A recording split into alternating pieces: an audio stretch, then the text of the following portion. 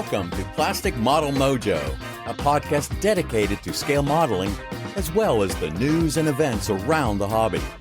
Let's join Mike and Kentucky Dave as they strive to be informative, entertaining, and help you keep your modeling mojo alive.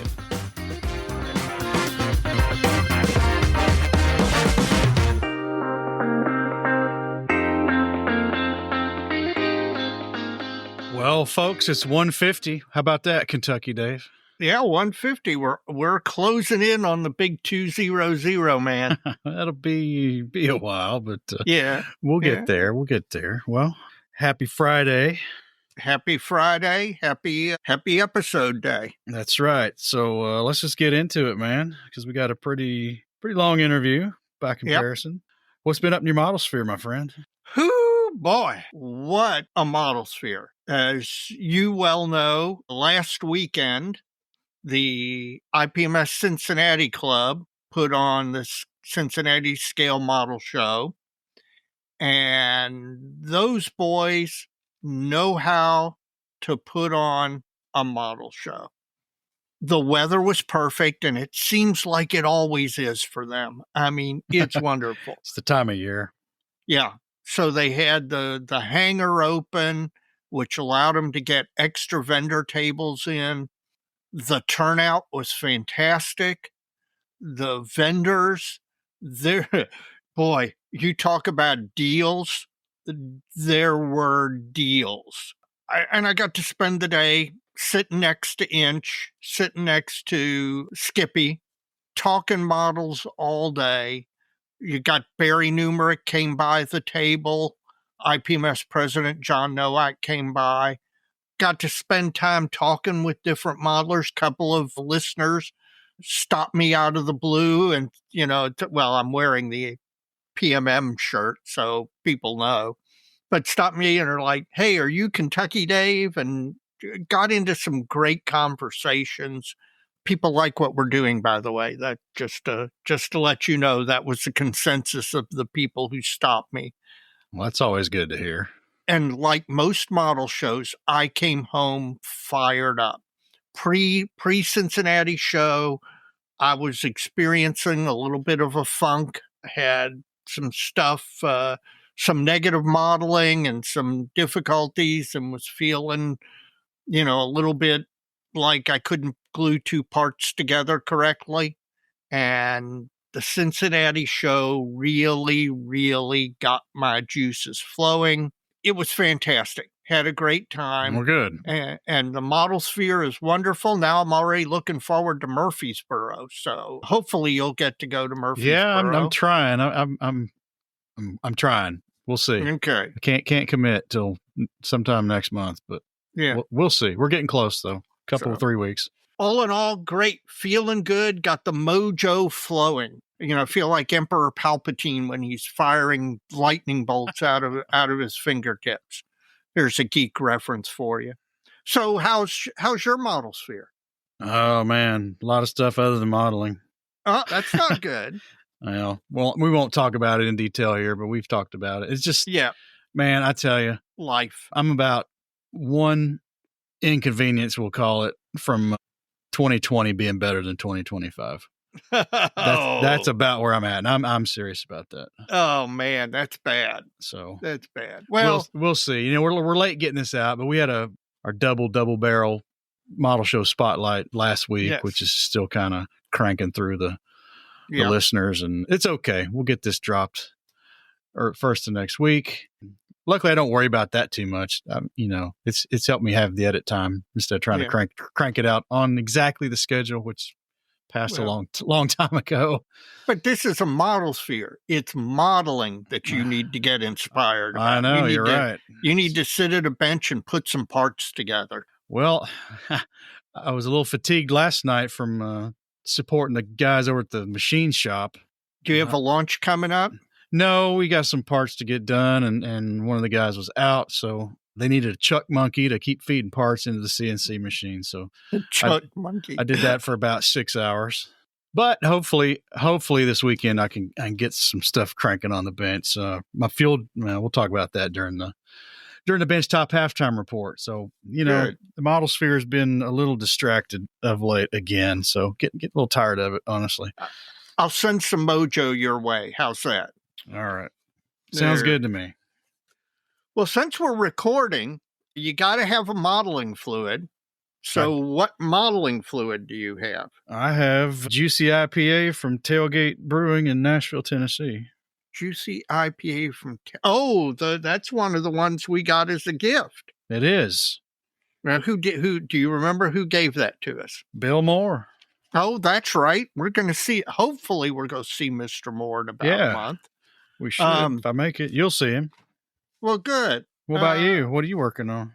Well, I am taking a break from the many beers that we were gifted, because if I go to Cincinnati, one of the joys of going to Cincinnati is getting to go over to Hofbrauhaus and have a fine German meal. And I got to say, I think the one I had this past time was the best I've had ever.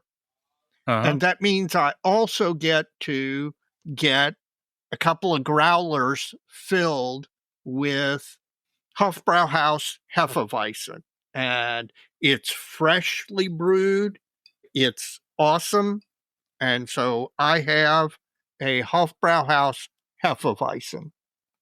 Oh, God, is that good. Well, Dave, my call for a little more listener mail than we got last time was certainly answered. We got some good stuff here. Well, good.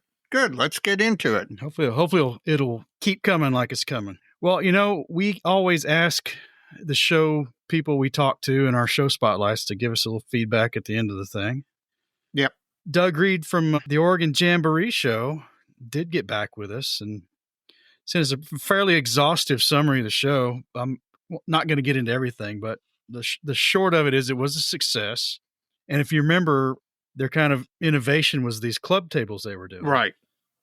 So they feel that went really well, and the feedback from the participating groups was good, and they seemed to love it. And, they got a lot of anecdotal type comments from others and emails from attendees that also liked it.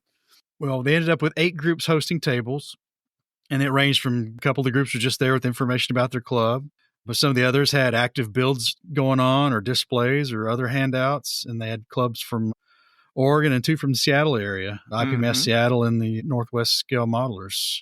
Jim went to the show, did a report for the dojo, and he told me that he thought the club tables were a real success. Well, good. Maybe we'll catch on. Yeah, I hope they do. Well, he also mentions that, it was a partnership, and he wanted to recognize IPMS Salem and the SABA Automotive Club and the West Coast Gundam Group. They all provided great help in the planning and on the floor with the categories and their club tables, et cetera. And they're looking to grow the Oregon Jamboree next year. So good. Doug, we're glad that worked out. Hope we helped with that a little bit. Well, Dave, up next from the San Francisco area is Bruce Bingston again. Okay. He's got an interesting one. He wants to propose that fingernails are an important modeling tool and are perhaps underappreciated. I agree with that. And my wife always wants me to keep mine trimmed very closely. And I'll try to preserve one a little longer because I agree with him. The fingernail is an underappreciated modeling tool. Well, he was inspired to think about this a little bit because he's been watching several well-known YouTube modelers with no fingernails. It seems to be nail biting. I'm a little guilty of that myself, nervous habit. Yeah. He says these modelers are good and helpful with lots of viewers, but he doesn't see how they do a lot of things with their fingernails bitten to the quick. He says they're free, renewable, adjustable, and can be modified for special tasks. Now, I've never done that. I brought one out to a little bit of a point before. Yeah, I've done that. It wasn't for some other habit, was it? Yeah, no. No. He says there are natural tape peeler offers, part picker uppers, surface gauges, surface scrapers, tweezers, and the vertical part pinner downers on the work surface. Just a few of the uses. Use your fingernails, folks. That's what he's saying. I agree with him, 100%. Well, Mr. Panzermeister 36 wrote in. He must have felt sorry for us. And before I get into this, there's a lot going on in Canada this weekend. Yes. We have a Canadian-homed World Series team. Yeah. Losing to the Dodgers right now, last I looked. Good. And tonight, the night we record this, Friday, October 24th, is his last day as a single man. Yes, it is. Tomorrow's Evan's big day. I was just messaging him, and our hearts go out to both Evan and his lovely bride-to-be, Gabby. And by the time you hear this, they will be married and on their way to a full life together. And I could not be happier for the both of them. Well, we've met her several times now in our Wonderfest journeys, and I guess we'll see him again in March. Yep, looking forward to it. Well, he's going to gig you first, man. That's okay. Go ahead. Says you got 15 Tamiya zeros in the stash. You've only built 3. Yeah. Yep. But that's 3 zeros I built. That's an accomplishment. I'm not going to feel bad about that. And that's how your progress through the stash is going when you build an Edward F6F, and then you just go buy another one when you're done. Yeah. Well, if he thinks that's bad, Cincinnati and I saw it. Yeah. The broke your wallet segment on the next episode we do that is going to be mine too. long and distinguished. It will be. So there's something to look forward to for 51, folks. There you go. Well, he had a lot to say about my blurred base thing with the lifting body, maybe. Yep. And he thinks the blurred bases are kind of the antithesis of the mirror under the aircraft. He says the mirrors look great in display, but they make for terrible photography. Yes, they do. And he thinks the blurred bases are the opposite. Most of the time they don't look great in person, but they look great in photographs. I agree with that. And B, his point about mirrored bases is especially true if your model happens to be natural metal. So, yeah, a natural metal lifting body on a mirror would be almost impossible to photograph, whereas on a blurred base, probably going to look awesome in photos. Well, and it gets into, the viewing angle and hiding the basically the post it's got to be mounted to or whatever, however you pull it off. And he says it's kind of what I was thinking. Maybe you need to angle the whole scene. Yeah. Or have a base that curves up into a backdrop. So you've got this curved blur. So looking at the plane, it's almost like it's in a bank. Yeah.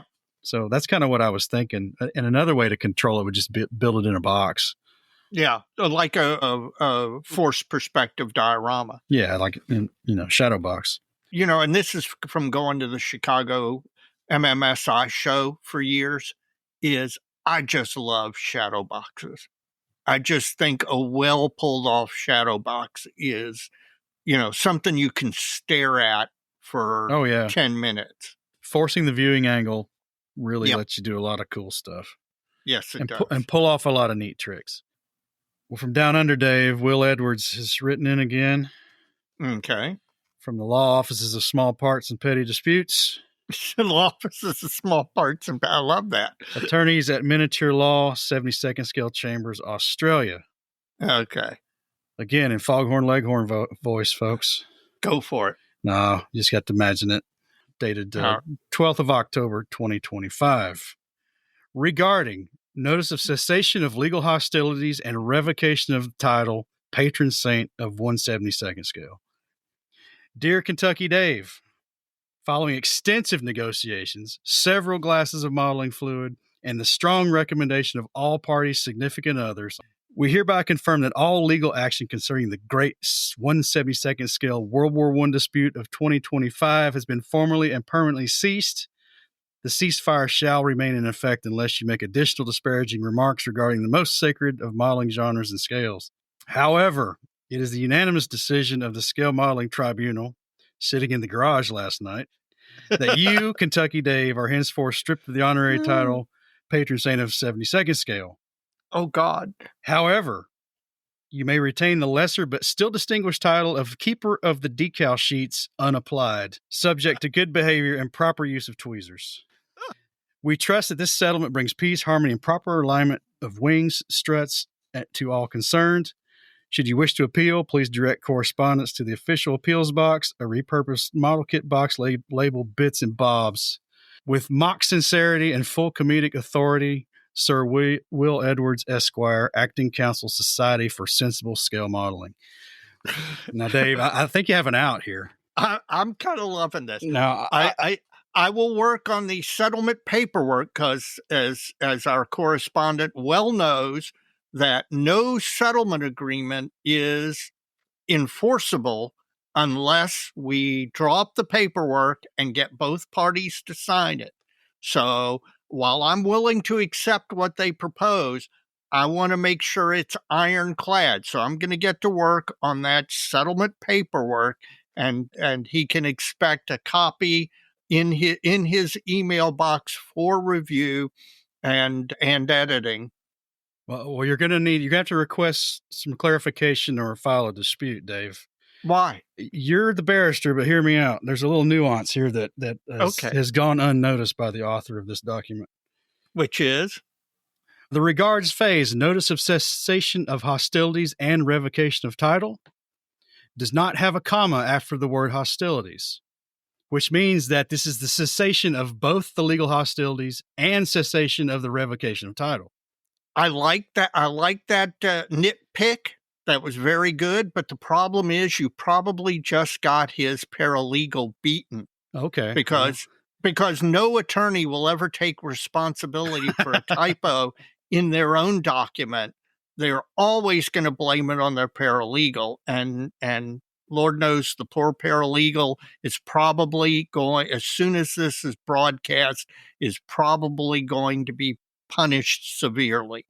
And down in Australia, they've got a lot of spiders and snakes to punish people with. Okay. Well, maybe we need to cut them some slack, and we can mail them a comma. Yeah. Well, I'll tell you what, when I send them the paperwork, I'll send them a spare comma somewhere in the settlement agreement, and he'll just have to dig for it and can then use it. Well, I'm glad that's coming to some fruition for you, Dave. You know, I'm loving this. Only one international incident a year. There you go. I promise you. Next one's interesting because it happens to be regarding a show. It doesn't declare war on either of us? No, not us.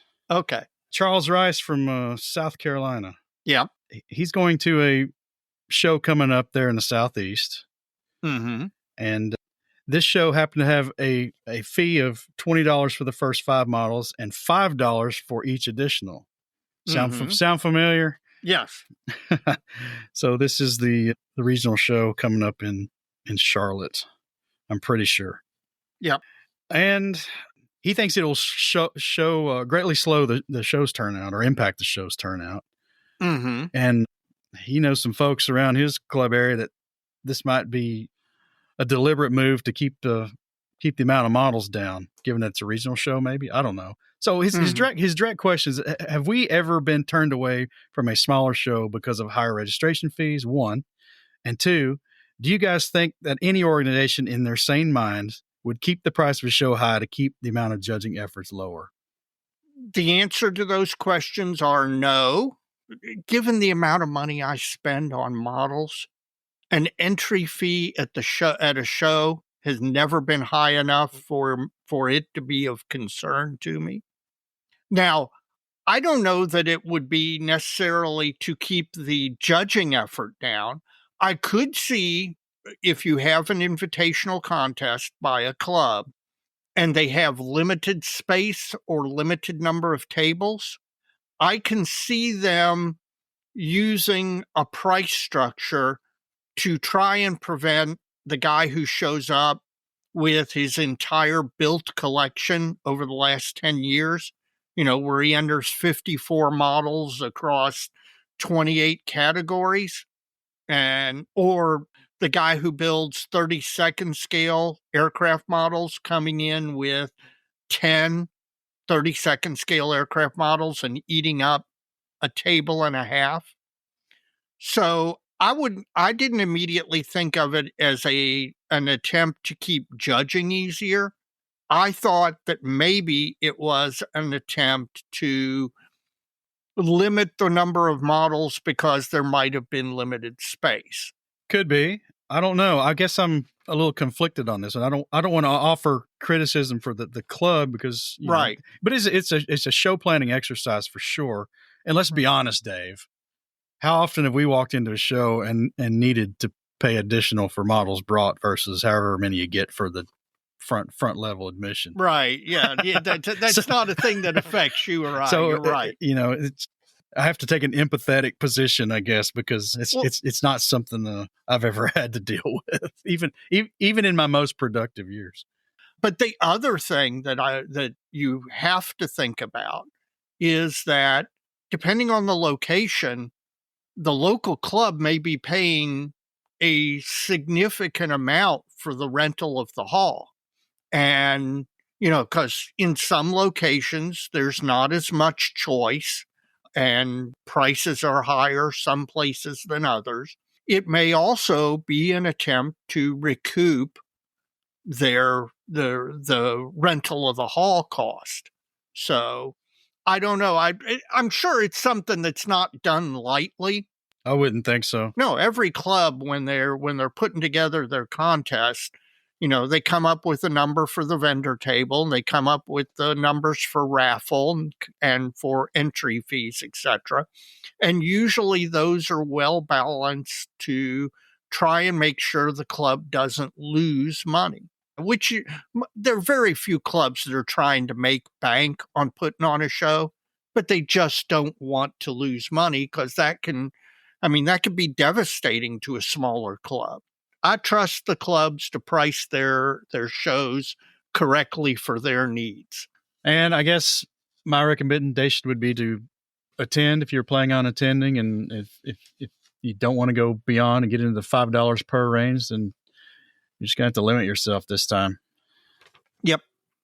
Well, Dave, the final email to me via the email address is from another guest from our Model Show Spotlight, Mike Mikowski from the folks out in Phoenix. Mm-hmm. And he's got a new YouTube channel. Oh, wow. And we'll put the link in the show notes, but it's Space City Mike. There's a whole YouTube address for that. They're mostly build videos of real space topics. So that's going to interest a few people. Absolutely. And each build runs, 6 to 12 episodes. So viewers can see him progress through a project. Mm-hmm. A lot of his models. I'm not sure I don't know what that's like. So they can see all his scratch building and modifications and all that. And right. He also has a tour of his hobby room on his landing page. So we'll direct folks there, Mike, and they can check it out. Now, I'll remind him that he's also the publisher of Space and Miniature reference books for modelers. Mm-hmm. And this YouTube channel is just an extension of that. So we'll put the link to his website in there as well. Yeah, that's good stuff. It's been a long time since Mike was actually a guest on the show. That was probably our first or second year that he was on. Yep. It's quite a ways back now. So good to help him out a little bit more. Yep. Well, Dave, that is all that came through the email address. What else is going on in the listener mail? Well, on the DM side, first, frequent DMer Ben Pluth is going through some stuff with family issues related to aging parents, and our hearts go out to him as he faces those challenges.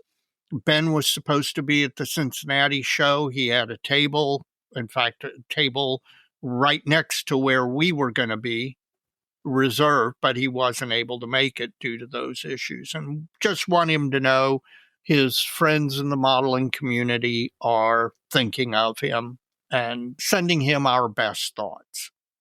Next is a DM from our favorite guy, Agent 003, who had two things. One, he wanted to report that the next Winter Blitz, Rick Lawler from AK is going to come down and be at the show, and I believe do a presentation. And Mr. Jacobs was absolutely stoked about that. And I understand why. I'm sure it's going to be a fantastic presentation. We're always happy to see Rick at a show. In addition, he continues to buy these collections and part them out. And one of the things he's discovering is he'll buy a collection and then he has to go through all the boxes, because in many boxes, he finds things other than just the kit. Do you remember the company Small Shop? Yeah. Okay. And you remember they got started with photo etch benders, and then they branched out. But he got a collection, and it had a whole bunch of small shop items in a box in it. And he was like, what the heck are these? Because he doesn't have the familiarity with the deep ancient modeling history. So he DM'd me a photo, and he was like, do you know what the heck this is? I think it's come from a company called Small Shop. And so I was able to tell him a little bit of the history and what the things were, and that generally they were very popular among armor modelers, although useful in a number of modeling genres. But it was just interesting that these collections, it's not just models. Modelers squirrel away either aftermarket or decal sheets or all sorts of stuff in their model boxes. And then when the inevitable happens, it's like going through Cracker Jack and finding the little toy prizes in the little toys. Well, I saw on one of the model clearinghouse Facebook groups pages, somebody was trying to sell their similar business, but their business was taking all these incomplete kits and parting out the complete sprues and the loose parts as replacements to folks. And so Brandon, if you're listening, you want to expand your your enterprise. I don't know, man. That's a lot of work. Particularly if he gets kits that aren't complete kits. There is a fair business, and this shocked me, but I know we've had conversations with Evan, among others, where there is a thriving business with people who are selling individual sprues from model kits rather than selling complete kits. Oh, yeah. I've bought a few. Yeah. It's really helpful for some of these Asian companies that you just absolutely cannot get replacement sprues for. Now, in our last show spotlight, one of the shows we did was Bob Baer's local show. And I want to thank Bob for his help in hooking us up to be able to do that as a show spotlight. Bob's been a great friend of the show, and we appreciate it very much. And what he did was he went back through his old records and he found a flyer for, he said, their first show or one of their first shows back in the 80s, and sent me a picture of it. And the funny thing is, I have a flyer that looks so similar, hand-drawn artwork, the typeface is typed from the first MMCL show in 1982. And it looks exactly the same. And it was just kind of a neat nostalgia throwback.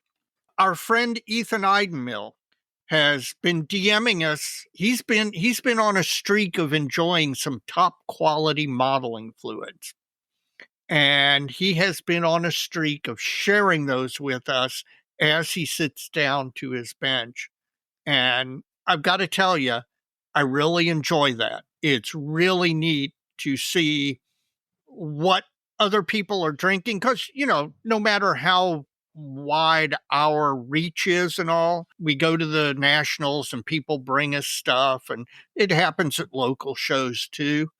But, there's only so much modeling fluid you and I are ever able to really see and sample. So it's really kind of neat to see what's out there that is maybe beyond our knowledge or reach, and just see what some of the trends are. And I like it. And I'll encourage not only Ethan to keep it up, but others, either in the dojo or through DMs, let us know of the regional modeling fluid that you're sampling as you sit down to the bench. And finally, from the DM side, Jason Campbell, who reaches out to tell us two things. One, he's working on a 48 scale F4F, and it's coming along really well. And two, to remind you that he's from Knoxville. You apparently keep trying to place him in Middle Tennessee. I do that. I don't know how that happened. I think I apologized to him. Well, considering you're from East Tennessee, you should remember he's from East Tennessee. Well, I think when he first started writing in the show, he was talking about the Middle Tennessee show, I think. And somehow that cable got plugged in the wrong socket. Gotcha. Well, he wanted to gently remind you, and it was gently and lovingly remind you that he's located not far from where you grew up. He's located in Knoxville, where I went to school.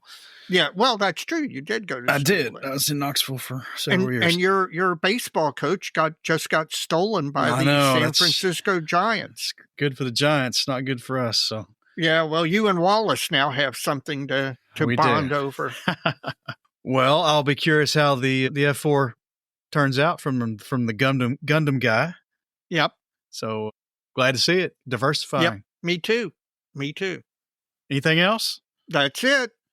Well, folks, we appreciate the listener mail. We say this is our favorite segment with all sincerity every episode. Yeah. You can send us email to plasticmodelmojo@gmail.com if you want to send it by email, or you can direct message it to us via the Facebook direct messaging system, or in the show notes of this episode, which can be found at plasticmodelmojo.com. There's a feedback web link on the website, so or in the show notes. Yep. And you can do it that way as well, and we really appreciate it. We appreciate feedback however you give it to us. We really do.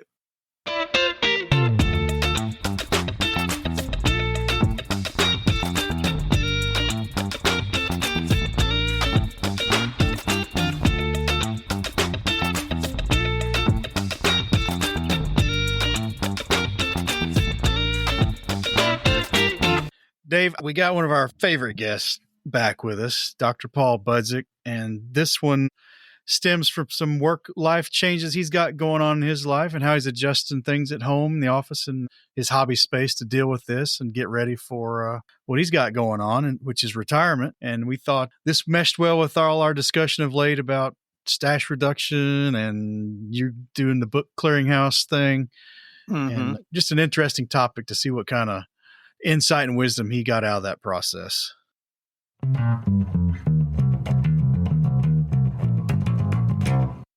Dave, we've talked a lot about downsizing collections and making sure our significant others don't have a mess to deal with when we're gone. And then I even had an instance about a month ago where I had some scheduled free time with nobody in the house and ended up not knowing what to do with myself. But after I thought I was going to have this big multi-evening modeling session. And our guest tonight is Dr. Paul Budzik once again, and he's been dealing with some, I wouldn't say dissimilar life situations. He's planning on retiring soon if he hasn't already. Paul, how you doing tonight? I'm doing great. Yeah, I hope you guys are. What's the status on that? Are you done yet? Or are you still working on getting out the door? End of the month. That's it. Oh, wow. So a few days away. Yeah. Another week, another rest of this week, and the end of next week, Halloween, I'm out. So now, how many years will you have been in practice? Well, this is year 51 of practicing dentistry. But I started, my first Social Security check was, I don't know, back in 65 or something. And I was working in a dental lab when I was in, say, my last year of junior high school. You know, my dad he was a lab tech and you're not sitting on your ass all summer. Get in the lab. So he was working in a lab for a dentist that had a large prosthetic practice, and there were 2 lab guys. And so I'd fill in during the summer, and they insisted that I was on the payroll, so he had to go down and get this little kid going down. His mom's got to drive him to the Social Security office, you know. Well, I didn't start that early, but I cleaned operatories at my father's practice for a number of years growing up. So can relate a little bit, but you were doing more fun things than I was. Well, you start out at the plaster bench and just kind of working your way up. After 51 years, you are, at the end of this month, officially retired. Now, I assume that you have already sat down and planned out all of the builds that you're going to accomplish now that you have all this voluminous free time. Actually not, and that's one of my points. Okay. Well, I think there's you've put out 2 videos on your channel lately. The Hobby Logic one, Finding My Essential Modeler, and then you did an update in August about cleaning up your tools that were either non-functional or had been modified, and et cetera. So won't you take us through kind of your thoughts on both those things? Because I know your videos are not that long, so I know there's more detail there to be had. So I know you're in this life transition. We've got, this hobby does skew older. It always has. And we just think there's probably other people out there that are, if not in this situation now, are close to it enough to start thinking about it a little bit.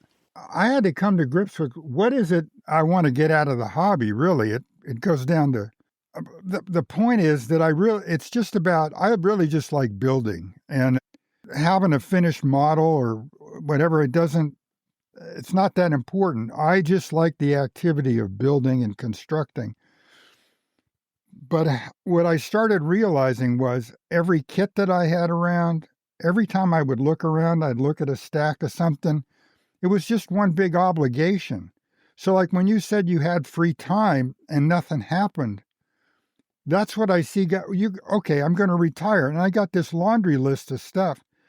No, I had to say, wait a minute. It isn't going to be like that, because I spent my life and it's okay.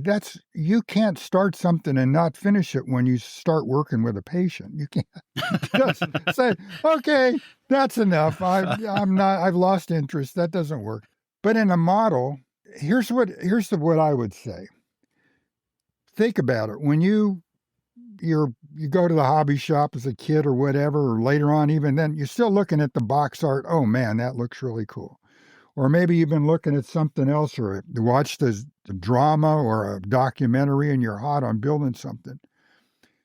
You've got all these juices flowing and you're in this energy of inspiration. And the problem is with me that I got to go to work. I got to do this. I got to do that. A lot of stuff bleeds over, and that inspiration starts to wane. What I want to do, what I realized is, when I boiled it down to what's making it fun for me, what's getting what's turning my crank, is to stay in that energy of inspiration and ride that wave as far as I can. Now, this is an interesting thing that I started thinking about, another concept about, because, the obligation creeps in if you get down that road and somehow the inspiration goes away and you're stuck with hearing your mother say, listen, you got to finish what you start. And I'm going, why? Not now. I don't need that anymore. If I get to a point where I've truly lost inspiration in the thing, and I know I'm not going to come back, just check it. You got your money's worth out of it. You got there's a lot more stuff that you can do. Otherwise, you don't have to work on this thing and drudge it out. So that's off the table. And I started looking around at all these things that were started or things that I meant to do. I'm going to build this collection. That's a bunch of crap. I'm never going to do that. It's not going to happen. There's not enough time, which is the additional complication for me because I'm retiring later. I'm 75. What? I know guys that work into their 90s, but that may not happen. So there isn't that many more years. I don't build that fast, at least not with other stuff that's going on. So I had to be realistic, and I started to go, what is it that I really like building? Well, and that's why I'm kind of sort of put airplanes out of the picture, because I was using that as a subject to show techniques and ideas. But the problem was I had it backwards. the things that made my techniques and all the stuff that I do interesting was they were created in that energy of inspiration. When I would start a project and things would just flow. And I don't know how I would come up with solutions to things. It would just happen. So here I am starting a project and trying to weasel the project around so that it shows this thing. And all I'm doing is getting further behind, and it's just a pain in the butt. It's like, no, and that's where you get to that. I don't want to do it. So when you get free time and you can't figure out what you want to pick up, maybe what that is you're in the energy of obligation, not inspiration. I want to stay as far away from the obligation as possible. And I started looking around at stuff that was sitting around that hadn't been used, kits that I know I would never build. I don't have time. Pass them on, just give them away. There's been like 4 different groups of models. Some of them, well, one of them was ridiculously large. And well, it's the story is that I handed, I don't know, it was a couple hundred models to one of the guys in the club. And I said, here, find homes for them. Well, they had a show coming up and they decided to raffle off every one of those kits. Well, the vendor that came got very angry because nobody wanted to buy anything from him because they were all buying raffle tickets because there was all this stuff that was on display that they were raffling off. But that's okay. It went to someone who could use it. And that's the way I feel about it. If I'm not going to use it, give it to someone who can use it, get some use out of it. What I find interesting about what you were just discussing is you did something that I don't think a lot of people do, which is you thought about your hobby and what you like about it, what you don't like about it, and came up with a plan to maximize your hobby. We all do hobbies because we want the enjoyment. I mean, right. Nobody's hobby is doing something that's drudgery to them.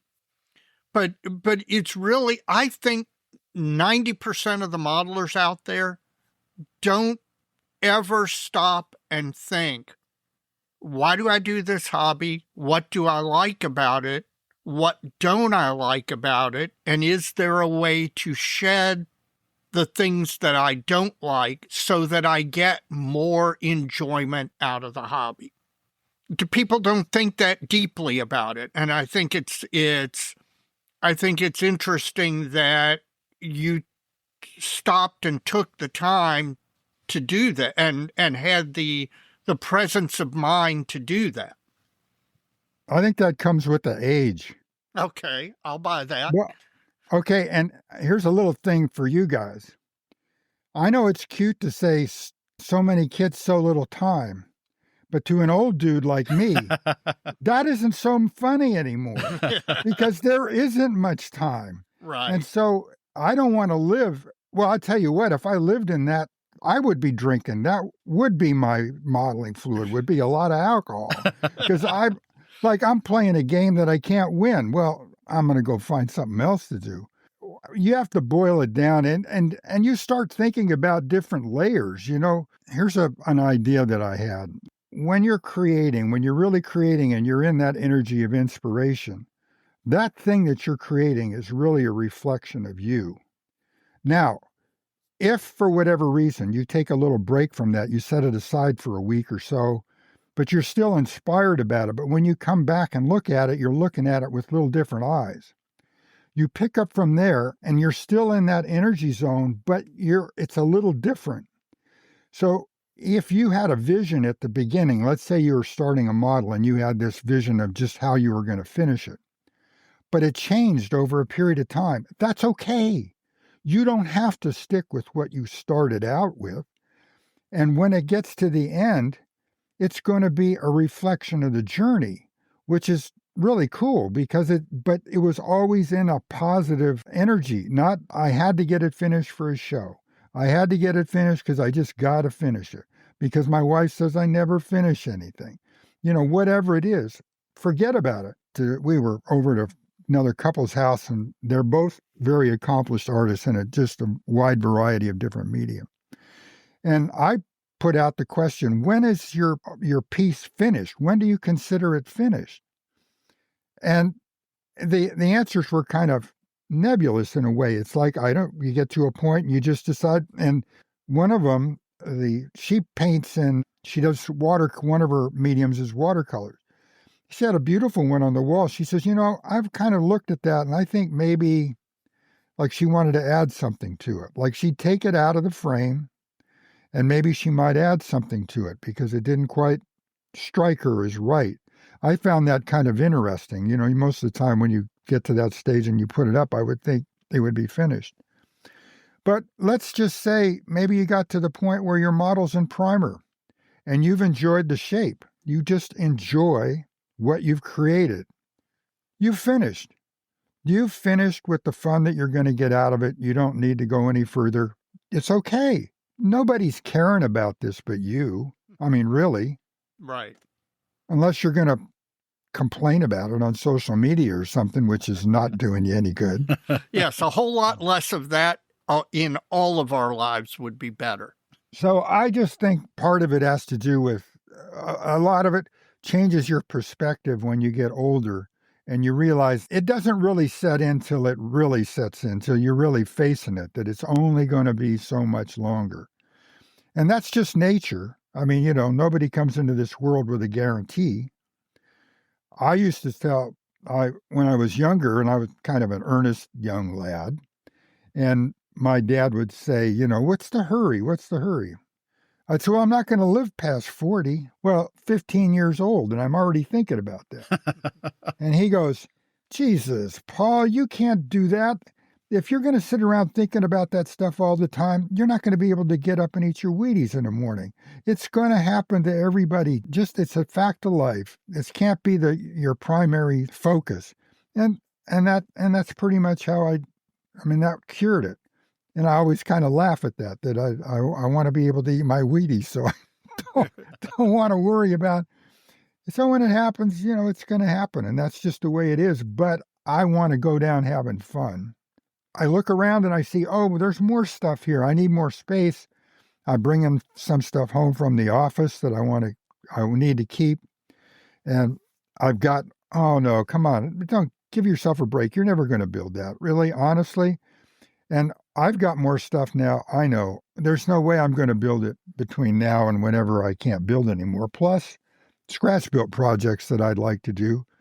So we'll just see what happens. But that's what it is. I just feel like what retiring is going to afford me to do is to stay in that focus zone of having inspiration of what I'm doing and keeping that as the focus rather than, and that's why I say I'm looking forward to having solutions just happen.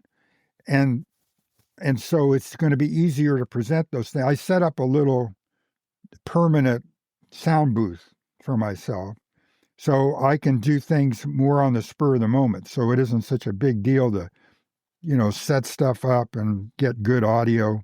Yeah. So I can just come in, do things more on a kind of an update and keep things flowing that way. And that's what I hope to contribute to the Patreon channel. My channel is really devoted to solving problems and developing what I consider skills. And that broaches something else that isn't quite, it might rub some people the wrong way. Let me go back and ask this. We've talked about it on the show, and I think it's true for most modelers except those with the most logic and discipline in their lives, that we all tend to accumulate beyond our capacity. And to some regard, at least up until a point where you realize, oh crap, and you're trying to solve, do I have too much stuff or not enough space problem? It's kind of part of the hobby for a lot of us to just do it that way.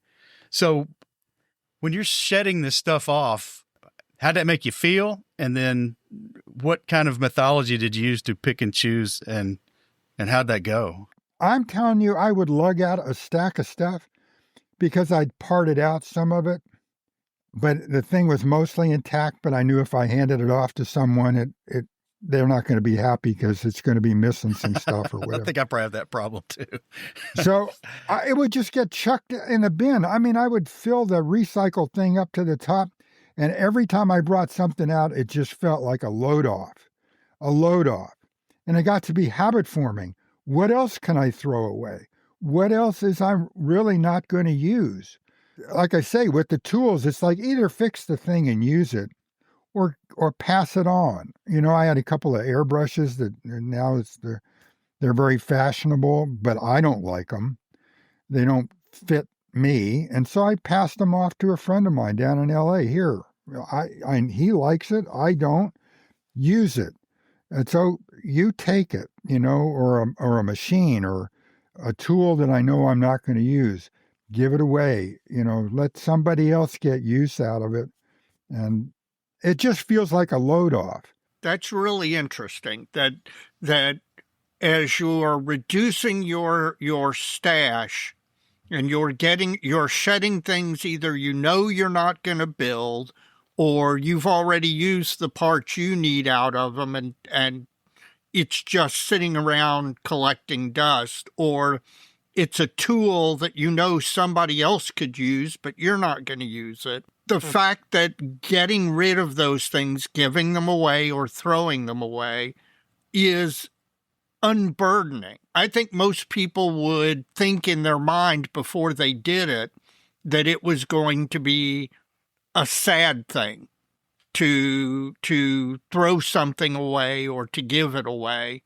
And it turns out that it's just the opposite of that. It gives you more energy.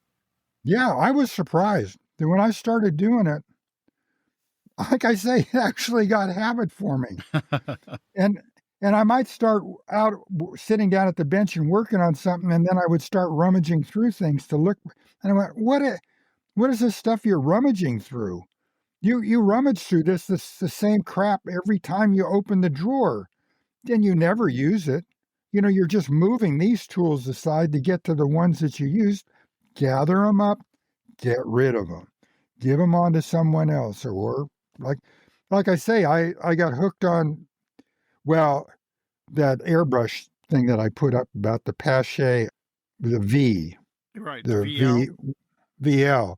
I always had, my painting routine was I could run out, I do my painting and always been in like in a garage area or where I have really good ventilation because I'm always using solvents. So I never would ever think about doing it in the house. Spray booth, no spray booth, forget it. It's going outside. So I always had kind of a junker or airbrushes. They were fine. They were plenty serviceable, but I didn't care about them that much. They weren't my Sunday go to meeting airbrushes. So I could go outside, grab the airbrush, shoot some color on because I'm at a certain stage. And that's the other thing about having the time. I don't want to have to gather up a bunch of stuff just so I can paint all the same color at one time. I can't keep that straight. I don't work that way. I work in a linear fashion. I'm building this. I'm like that too. This has to be finished and I'll go on to the next thing. And if it means I dirty an airbrush, okay, so the answer to that is to be able to clean it up and to be able to have the paint mixed up easy. And the way it worked out was I always had no problem using a siphon feed. That was fine. I got contest winners, best of shows. They were all painted with siphon feed. I never did like the balance of gravity feed. And think about it. All the little greebles in there that clog your airbrush, they sink to the bottom with gravity, right? Mm-hmm. Well, if it's an siphon feed, they're sitting at the bottom with gravity, and the siphon tube is up above that. So you're probably I never had clog problems before, but when I go to gravity feed, occasionally I'll get something that'll stuff up the needle, and it's like, no, I don't need that. I want to go out, snap on, I can put it in a jar, or I've got a huge supply of old film canisters. Yes, I love that on the video. Yeah, well, I had a friend that was in photo finishing, and so he used to save me all these. I have boxes of them. I can make my mixes because I never use I very rarely use a stock color out of a bottle. I always mix something that's a little different. So the OD is always a little different or whatever. And I can mix it up and it can stay in that film canister for the life of the project. And then I can just chuck it because it's thinned and it's probably would contaminate the regular bottle of paint. I can just snap on the siphon feed one that I've converted. I can just snap that one on, shoot the color, put the lid back on, and I could just run some thinner through it. I pull the needle, but I don't need to. I would do that, but that's as far as it would go. They never collected paint. And what I was using in the beginning was the one that I chide people about, is the Pache H. That is so convenient, and you can clean that in 2 seconds. So I was using that as my junker just to get on color in like a cockpit or inside of a cowling or someplace where it doesn't really matter. And I would use that fast, clean it up, back in. Sometimes it would be 3 times in a night because, especially like when I'm doing one of those engine projects like on the 12 scale cars, I could only go so far in a mock-up stage. Stuff had to be assembled to fit the next part. And the only way it could be assembled was to paint it and actually put it on. So it had to be painted, then come back, and then, oh, wait a minute, I need to paint this thing. And so in a linear fashion, I have to go out and paint it. Well, I got to the point where I could do things in about 15, 20 minutes, go out, paint it, come clean it up, and get back in. And here's the other part of that. If you're in that stage of inspiration where the juices are flowing, things that would seem inconvenient, problems that, let's say something doesn't work quite right, it's just you take it in stride. You don't even think about, oh, I got to go out and paint something and I'm going to clean it up. If you're in that state of obligation, you go, oh man, I don't want to go out there and paint anything. I got to clean the airbrush. I got to. That is a really good point, that if you are inspired by your project, nothing about what you're doing is a burden or a drudgery. And if you're not inspired by the project, no matter what you're doing, it's going to be a burden or a drudgery because you really don't want to do it. And it won't come out as well. Yes. You know, what I found, this is kind of interesting because a lot of what I do is sculpt. I mean, I spend a lot of time sculpting wax, setting teeth, sculpting wax. It's all technique sensitive. If the wax, you're in a hot environment and the wax isn't cooling and a thing doesn't carve right and it's sticky and it can be a mess, or maybe you get little flecks of acrylic dust in the picked up in the wax or something. When you go to flame it, it isn't as smooth as you'd like it. Once I made the decision it was time to go and this wasn't fun anymore, nothing worked. I'm going, this isn't working. Everything that would just happen, just without even thinking about it, always worked and always looked great. All of a sudden, this material isn't working right. This isn't working right. It's probably not that. It's probably me. And I didn't want to be doing it. So everything just isn't right. Yeah. Use that as your indicator that you're probably on the wrong track. Put the model aside. And if you're not going to, and if you see it and time goes by, it's like leftovers in the fridge. You know you're not going to eat it. Just get rid of it and go on to something and stay with it. And one way to stay with the project, and I learned this back when I was doing street rods, I had a guy in my office that was nobody really knew him. He had a number of magazine covers with rods that he'd built. Guys like George Barris and Ed Roth would stop by his shop. He had a kind of it was in some place in, like, I don't know where it was, in a smaller suburb in Colorado. And his idea was parts of parts.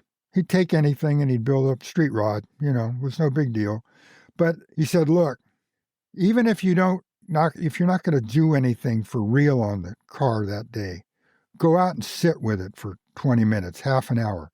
Just go sit with it. You don't have to do anything, but stay connected.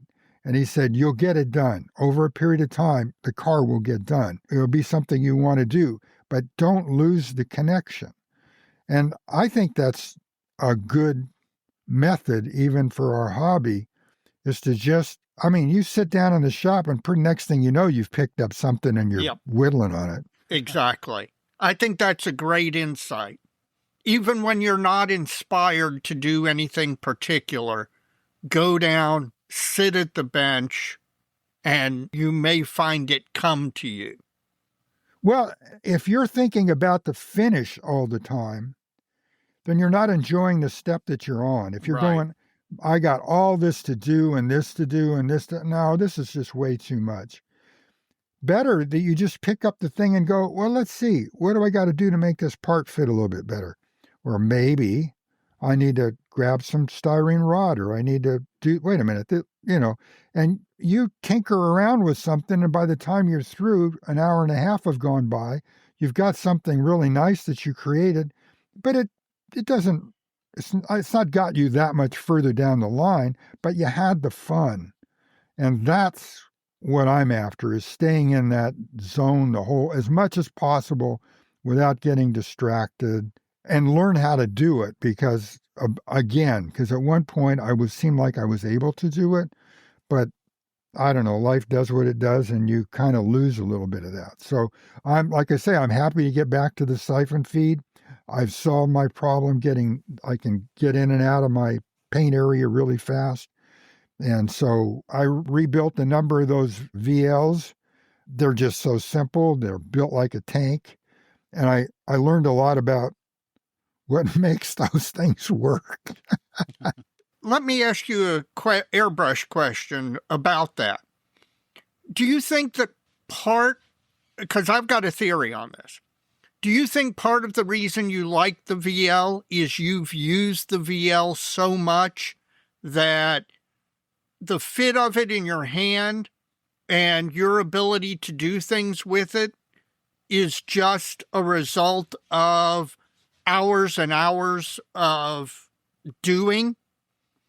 Because I've got a theory that if you have one main airbrush and you use it 95% of the time, you're going to be a better airbrusher than if you are constantly switching back and forth between three or four brushes.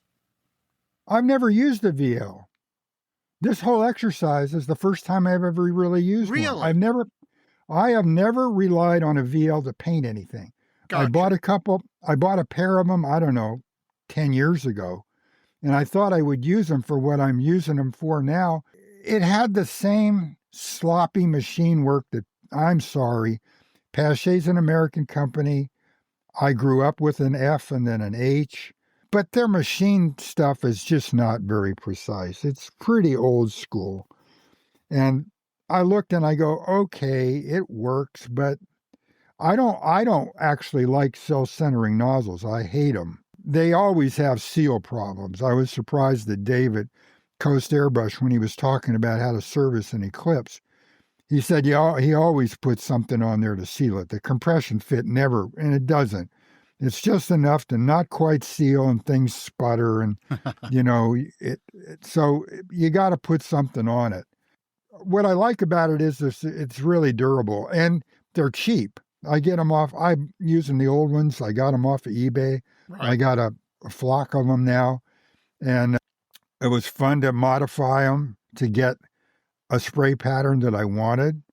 And so, it was kind of a fun exercise, and I never had any experience with them, but I'm going to use the heck out of them because I've got them all working like a gem, and I've got them. They're all a couple of different nozzle sizes, a couple patterns that I've created that I like. And it gets me to the point of either if I need something finer, I'll grab one of my other airbrushes, or if I got something that's bigger and I really want great atomization, I'm going to grab one of my LPH guns, or maybe the RG3, depending on if it's lacquer that needs a little bit more air pressure to atomize. The LPH is kind of tricky that way. Well, it sounds like you found some modeling from some hobby joy just in the process of taking those VLs and playing with them and tuning them and getting them the way you want. It sounds like that's not building a model, but it sounds like you got some real enjoyment out of that. Oh, yeah, I love modifying. My dad used to gripe about that. He can make things work, grab a, like an instrument or whatever, because he's working in the lab. He goes, "You did this, didn't you?" And he'd look at something that I modified the tool. And I went, "Yeah, I did that because I like it better this way." So I have no problem modifying stuff if it doesn't work just the way I want it to. I don't know. I like re-engineering it. It's okay. Well, that's like our machinist at work. I was helping him one time, and he's like, "Hand me like a pair of pliers out of this drawer in his tool locker." And he's like, "No, not those. Those have been modified. Look at the jaws." And he'd taken, at arm's length, they look like a standard pair of pliers of whatever kind of variety. But they've got some crazy slot machined in the in the jaws to hold this one thing he was doing this one time, because that was the way he was going to do it. But yeah, that's pretty interesting, modifying these airbrushes. You've pared down the collection, you've pared down the tools, you've got rid of stuff, fixed the stuff that wasn't working, etc. Projects going forward, what made the cut, and what's the plan for kind of project management going forward? Well, right now I'm going to be focusing on ships. I'm going back. It was either model railroading or ships was generally what I preferred to do, and I got into the Grand Prix cars because I wanted to get access to the actual Grand Prix, which I managed to accomplish that. But the aircraft came about. I mean, they were always just like something to build kind of quick and hang up, which is in the process of hanging up all this old stuff that had been hanging up in the lab and everything. I realized how badly some of these were built, and that's what the purpose was. They were basically thrown together just because I was kind of taking a little bit of a break and I wanted to paint something. And I don't quite have that urge to paint anymore. It's not, the mystery of throwing on color is gone. Now it's a lot more, it's just part of the building process, and it's not all that much fun a lot of the time to paint something, but it used to be great. I loved masking and pulling the masking off and seeing what I could create, but you love pulling the masking off when it worked. well, the thing is it always worked, because but you're practicing it all the time, you're always trying something. It's kind of like what you were saying, if you do a lot of it. And so they would just be something to practice finishing on, so that when you did your magnum opus project, you had a kit bag full of tools that would work, that you could employ to get a nice finish. But there's something about in real life, and I never had any space to have a layout. So that unfortunately was a bucket list thing that's never going to happen. And I've never been afraid to fly, but standing on a ship or being out at sea scares the crap out of me sometimes.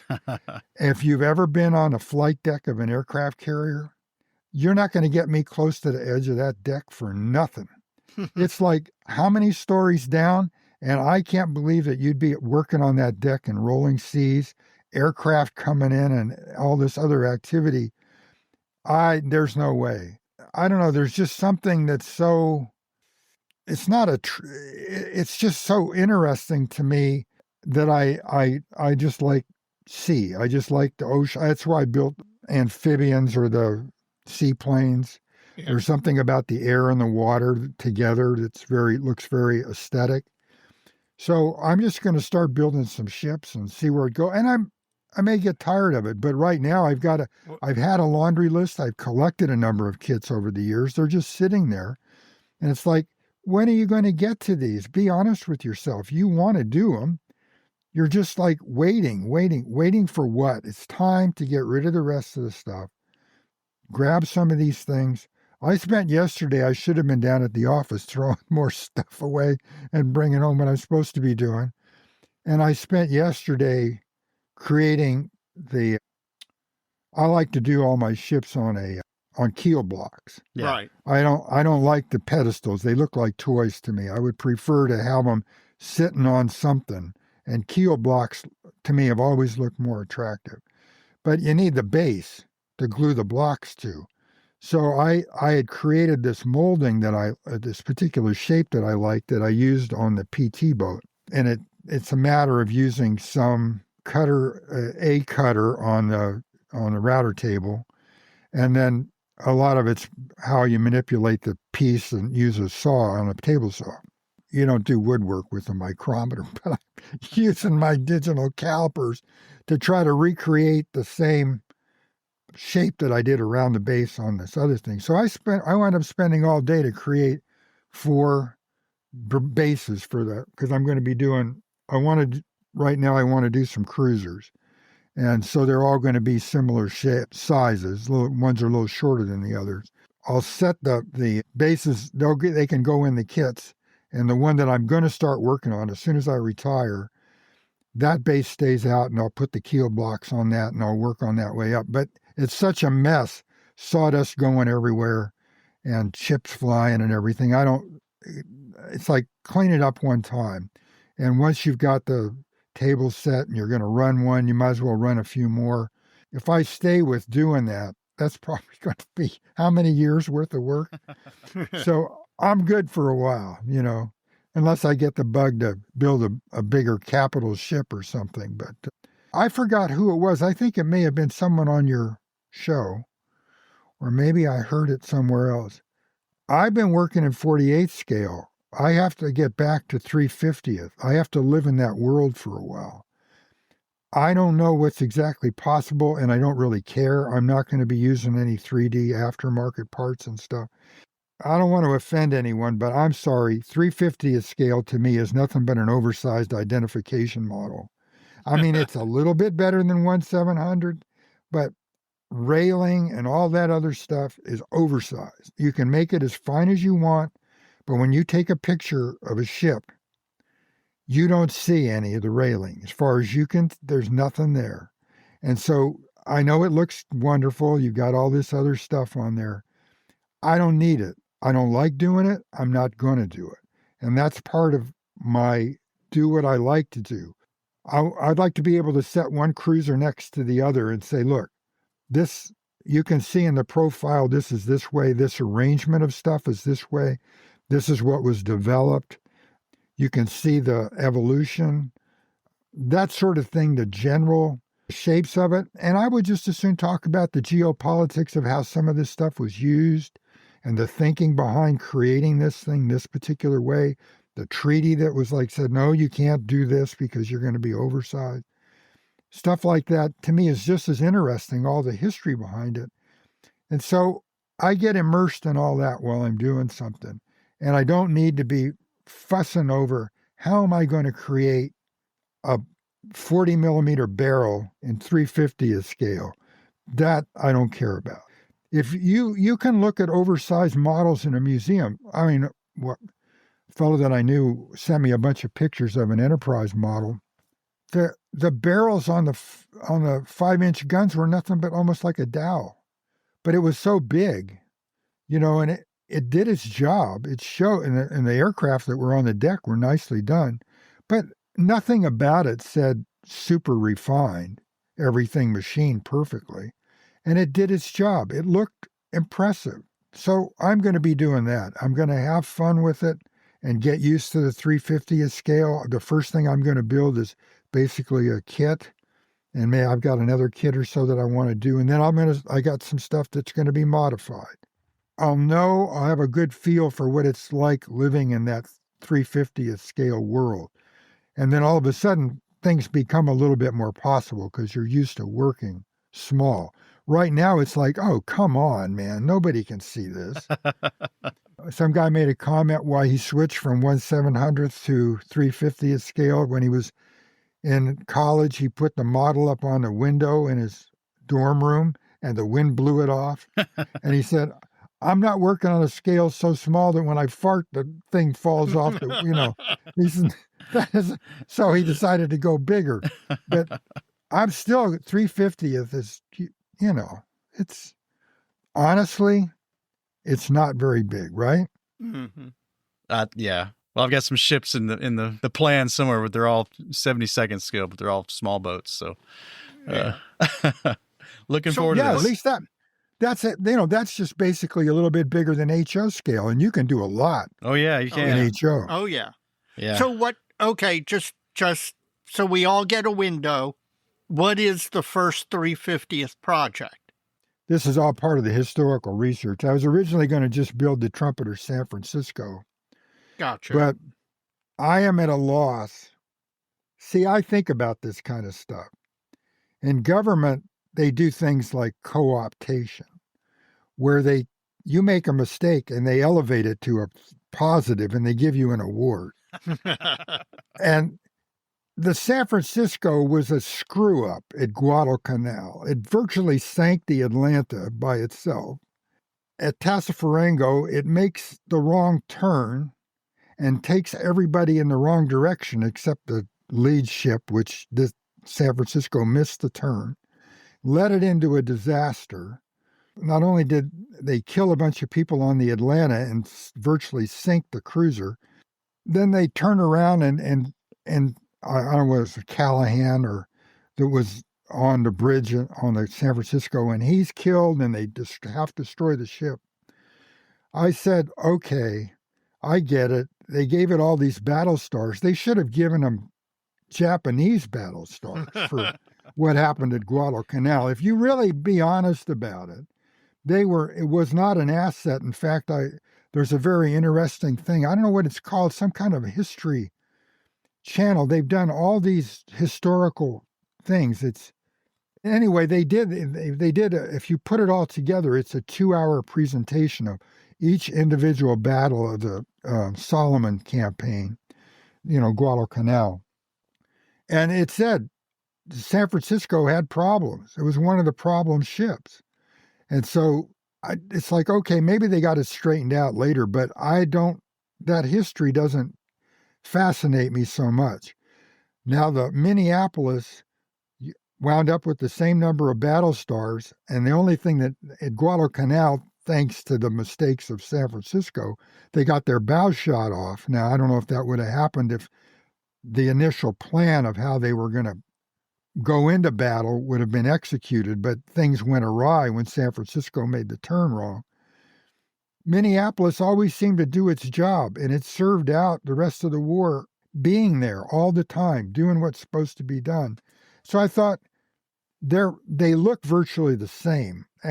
Both were rebuilt at Mare Island, and the Minneapolis was there sooner because of the bow problems, and San Francisco got there a month later. But it looks like they virtually used the same blueprint to restore the ship.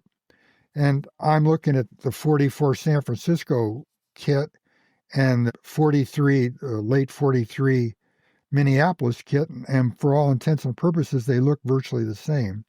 So I can put the name on it of something that I like better, and I'll just stick basically with doing the kit without not much modification. Then after that, I'm going to do the San Diego. What it's going to be interesting to me is I want to try one of these newer kits, and I want to see what this Verifier stuff is, because I've started trumpeter kits before, and they've been like I started to do a lot of work on the Washington years ago, and there was nothing on that kit that was in the right place. The deck heights, the level heights were wrong. The turrets were in the wrong place. The stacks were crazy small. There was nothing in there that you didn't have to rebuild. And that's part, to me, is an example of trumpeters sometimes not even getting close to what they're supposed to be. Yep. I want to see if the Verifier's better, and if that's something that just goes together easier. I don't know.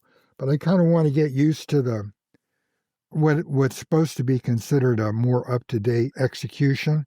In my eye, the Atlantic-class cruisers are probably one of the most beautiful cruisers that we ever built. There's now talk about symmetry, and I just think it's a really gorgeous-looking ship. And the Atlanta was just, like I say, it was cremated by the San Francisco at Guadalcanal. But the San Diego went on. It was one of those ships that you don't see photographed very much. It was just always there. It just always did what it was supposed to do, and it was at sea so much that you don't see a lot of photographs of it. And so I'm going to do the San Diego. And Very Fire actually did the San Diego because I think there's a difference in where they mounted some 40 millimeters or something. I don't know. But I think they incorporated the changes. And so I would build that one straight out of the box. And then I'm probably going to do Portland. And that means modifying the Academy kit. Not super significantly, but there's quite a bit different between the Portland and Salt Lake. No, not Salt Lake, but, Indianapolis. Indianapolis had the structure of the four. Things were narrower. I mean, they were wider, actually, because I think it was designed as more of a flagship, and Portland wasn't, so things were a little narrower in spots. And so if I want to be more accurate, I've kind of rebuilt the forward structure. And then there's been other changes and stuff. And so I thought I would do Portland. And then I'm going to do, if my things go to plan, kind of when I'm looking out ahead, if I don't get distracted, because if I get inspired by something else, but I'm kind of looking that way, I want to do the Very Fire Cleveland and do that as the Santa Fe, which doesn't require much difference. But then I never liked the look of them. But the St. Louis was one of those cruisers that had the 3 forward 6-inch turrets, with the third aft one faces the structure where it really isn't that functional. But the St. Louis was very successful during World War II. And to me, it's kind of a goofy design, but the Japanese had them. I don't know if the English had them. But I thought that would be an interesting thing to do. And really what it amounts to is just eliminating the forward 40 millimeter and making room to put that other turret in there. And so it looks like a major change, and it changes the profile significantly, but it's not that much of a change. So I could be sidetracked, and I promise, hopefully he's not listening, but I promise someone a ship model. I'm not going to say who, and I'm not going to say what it is. And that I kind of want to do. And so I got to work that in sometime before, the big kahuna. Well, it sounds like you've been planning ahead. Right. But again, it's like if. I don't, I already know I've been through it. Maybe it's going to happen. Maybe it's not. But I'm just going to enjoy staying in the one project at a time. And I may get back to grabbing either the A20 or the A26 and painting them. But for now, they're placed in an area where they're not going to get dusty and I don't have to look at them. And I may just pick it up and decide, let's going to finish it. I'm going to check something out because both those things are scribed in the paint. This is just to throw something out if anybody's listening and they want to try it. I'm going to order some and try it. One of the things I get on Facebook that shows up as shorts from Dave at Coast Airbrush. He's always demonstrating some new product. And I just saw a demo on FBS called Guide Tape. And what this stuff is it's got a thick edge to it. I don't know if it's just the edge or the tape itself is thicker. But you can reuse it. He says, like this strip of tape, he said, we've used it 30 times. It's got an adhesive that just lets you keep putting it down. And he says, this tape is thick enough to where you can run your fingernail up against the edge so that it would help you do your pen striping. I just thought about it later on in the afternoon after I said, I wonder what it'd be like to scribe against. I wonder if it's solid enough to where you could put a scribe against it and it didn't give. Because what could be easier than having something that you could reuse over and over again that has a thick edge that you could scribe against? I think that'd be pretty convenient. So I'm kind of wanting to give that a try. Anybody listening that maybe wants to look it up, that I don't know if this is true. He says the FBS is standing for Find Better Solutions. I don't know if that's really what the FBS stands for, but they handle FBS. So I think I'm going to order some and give it a try and see what I'm looking forward to your video on that. That's a good segue, Dave, and kind of we can wrap this up. But with all this streamlined kit stash and workshop and plans for your next build? What is the plan for incorporating this work into your channel? And do you hope to see kind of the same solution-based videos coming out of these projects? Yeah, I hope that as I'm working through these things, if there's some little jig that I make or some way that I can put something together more accurately or maybe modify something, that I can just do a short on that. It's easy for me, trying to make production a little easier, put that stuff up. And I want to put more time into actually creating a better textural supplement on my website to make sure that's more complete, that actually offers some more research stuff or whatever. Tighten that connection up a little bit so that it becomes more of a whole package. And I do want to say this. Now, I'm going to step on some toes, but it's what I do on my channel. And I don't want to get into an argument about this because there's pros and cons, and I have no animosity between someone wants to model using a different tool. But there is a difference in skill versus knowledge. If I'm working in a CAD program and I don't know how to do something, I can watch a YouTube video on it and I will know how to do it and I can do it. If you're watching one of my videos and you see how I handle a blade, like the way I handle a blade when I'm masking a canopy is to push and follow the tip of the blade so I know where I'm going. I had a surgeon write me and ask that he could use my video to demonstrate this for his resident students because he'd never seen anybody use a blade that way, and it worked in surgery. And I said, help yourself. That's what it's there for. Use it all you want. It's like I've seen this guy say, well, you can't mask that way. You can't, because he's pulling on the blade. And all that's going to show you is where you've been. But if you take the blade and you angle it like I've shown it in one of my videos, so that it just makes contact just in back of the tip, you can guide that blade just perfectly along where you want it to go. Now, I can tell you how to do it. You can watch me how to do it, watch me do it, but you can't do it till you practice it. And that's the skill part of what I want to stress, is that there's an element of fun and accomplishment in that, and a link to what you're doing manually with your hands that I think, for me anyway, gets lost in sitting at a computer. And it doesn't work for everyone. And those are going to be the people that are going to be attracted to my channel, because that's what I want to stress. I want to stress, how do you look at something? How do you reason it out? So I get people that send me emails. Paul, how do I solve this problem? Oh, gee, yeah, I got lots of time. Let me think about this. And they send me this grainy, old, crappy photograph that you can't see anything, and it said, I need to create this detail.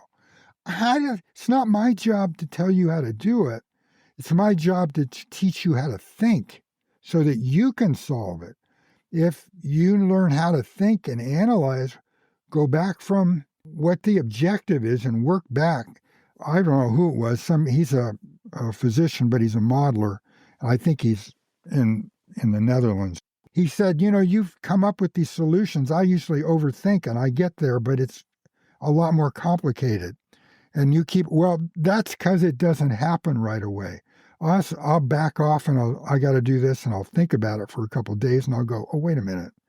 You could easily do it this way, and you don't need all this. But if you go at it head on, you think you need to make all this and this and this and this, and it's got to go. Then you go, wait a minute. No, the objective is this. You could do it much simpler. And that thought process is what I'd like to encourage people. I'd gone back to school when things looked like they were going south in the health professions. I thought I'd learn accounting. So I went back and got a degree in accounting. And I had a tax instructor who was also a JD. And I took individual and corporate tax from him. And he would run it like, Dave, you would know, he ran it like paper chase. Mm-hmm. He had a seating chart, and he would go down the list. And if you were a dunce and you couldn't answer the question, he would just move on to the next person, and you'd look like a fool. And I don't know if you'd make a demerit by it or whatever. The two worst classes I took in law school were corporate tax and individual tax. He always said that he called it the blue topic approach. He said, you have to learn this and be able to explain it to your relatives at a party when they ask you a tax question. Mm-hmm. You need to be able to explain. If you can't explain it to me, then you don't understand it. Well, his teaching method was so good, I stopped by later on when he became head of the department. This was years later. And it's funny how some of these teachers, well, I was older, so we used to once in a while walk around bullshitting or something. And I told him, I said, yours was the most, I learned the most from your class. I thanked him because, instructors don't have to be that way. They can just be sliding on through. But he really worked at it, and I appreciated it. And he said, you were different. You always thought about things. And I didn't think about that too much till later. And I went, wait a minute. Isn't that what being at university is about? Learning how to think? And why should that be different?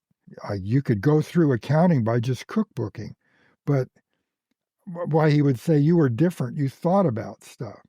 And so I want to kind of convey that to other people and have people think, create solutions, and have that be the enjoyment. Part of the creativity is to just be able to think of solutions to things and have it move on through. Have the magic just happen and stay in that inspiration space all the time. That's the energy that I want to create with my channel. I think if I'm working on a project that lets me concoct those sorts of solutions that I can share, demonstrating, well, Mike, you fell into this one time when you said about that article about the McLaren. It wasn't just about the model, it was how I solved the problems creating the parts for it. Yeah. That's where the meat of the article was. And a lot of people don't do that. They just look at the finished model. And that's the reason that I usually pick a subject, or I might pick something up and just show you how to solve a problem and never have any intention of finishing the model. And people will go, well, when are you going to finish the project? I didn't do it. I picked the thing up just to demonstrate this, to show you. And luckily I had the resources I could do that and just throw it away. But there's only so much of that because you're always thinking of the technique that you want to use rather than letting the technique happen in the space of inspiration and then demonstrating that. And then maybe in the process also conveying some of that energy. I don't know how it's going to happen. It's kind of nebulous the way I'm expressing it. I'm just hoping that with the extra time that I can do that. And, the people that are interested will subscribe and the people that doesn't speak to, that's okay. It's no skin off my nose. Everybody's got something that turns their crank, and that's the space I live in. So, Paul, I'm going to ask you a silly question to end up, but it's one that interests me. In your Hobby Logic video, is the intro and outro music the Vince Guaraldi Trio, or who is who is it? Because it's really great, old school jazz type music. It's actually just piano, and I don't want to get dinged for copyright or whatever, but I don't know if there's any album that has it on there. When a movie that I really like is The Fabulous Baker Boys. I gotcha. If that scene where they've had the New Year's celebration and he's sitting there with the dog is at the piano and he's doing that Bill Evans imitation with his head down, he's into the sounds and he's playing that tune, and she walks in and she goes, well, I had to cut out the part where she says, that's nice or whatever. I forgot what she says, but I managed to kind of get most of that out. That was difficult. So it made a longer segment that I could use for the intro. But that's where that comes from. Okay, because it's really nice. Yeah, thanks. There's been a few people that have recognized that. I was surprised, that I didn't think it was that popular of a movie, but I think it was Dave Grusom that plays the piano part for that. I think there's parts of that where Jeff Bridges is actually playing the piano, but I don't think that's one. I think the credit goes to Dave Grusom. See, now I went and rambled on about a bunch of stuff. Well, the nice thing is we get to do this again. See, if you leave stuff on the table, it gives us an excuse to come back and do a whole nother session with you. Yeah, I know, but it's like, how long can you listen to a guy bang on about what questions have I left unanswered? You can piece this together. Mike, you're a great editor. Thank you. It's always fun. It always works out. Congratulations on the retirement and the successful career. It's been interesting watch you scale back and get some new direction, and just wish you the best. And I'll be looking forward to whatever videos come out of this, because yes, I am. I've been following you since the Fine Scale days, and it was absolutely all about not the model that was being finished, but how you were getting there and what you were doing to solve your problems. It was always things that tickled my innards, if you take that expression, and kept me coming back for more. So I'm really glad to see you continue to do that sort of thing. Yeah, and I'm hoping to provide that on like I say, on the channel. That would be a very rewarding to me if I could convey that, and and I'll just see how successful it will be when I can put more time into that, and if it catches on, if there's enough people that feel like that's a value to them, then. As long as it kind of pays for itself, then I'm... Yeah. Understand. All right. We'll let you go and get back to your California life there, Dr. Paul. Yep. Thanks for joining us again. Yeah, thank you so much. We appreciate you taking the time. You're very welcome. Well, I wish him the best in retirement. Yep. Every time we talk with him, the listeners just listen to the interview, but I mean, we could go on for a couple of hours, endlessly fascinating discussions, and it flows from topic to topic. And I just love it every time we have him on, and we shouldn't wait quite so long till we get him on again. My interest in what he has had to say goes all the way back to the 80s in fine scale modeling. It's just been a joy to get to know him and have him be part of our show. Yes, absolutely.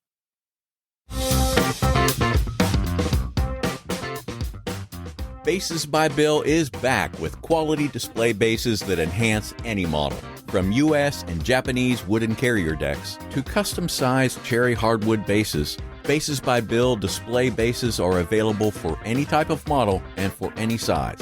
Oh, and have you heard? Bases by Bill is now a U.S. reseller for One-Man Army high-definition paint masks. These masks bring amazing detail to your model, even maintenance stencils. They have to be seen to be believed. And all One-Man Army products include free shipping. Check basesbybill.com to see the products. Bases by Bill for all your model display needs. Well, folks, it's the Benchtop Halftime Report. Hopefully I can muster up a few things to talk about, but we're going to start we're going to start with you, Dave. Well, as I mentioned at the top of the show, I've been going through a little bit of a modeling funk where I don't know. In fact, I'd love to hear from the listeners. Do you ever have a phase where you go to the bench 2 or 3 times straight, and each time it's like you've lost modeling skill?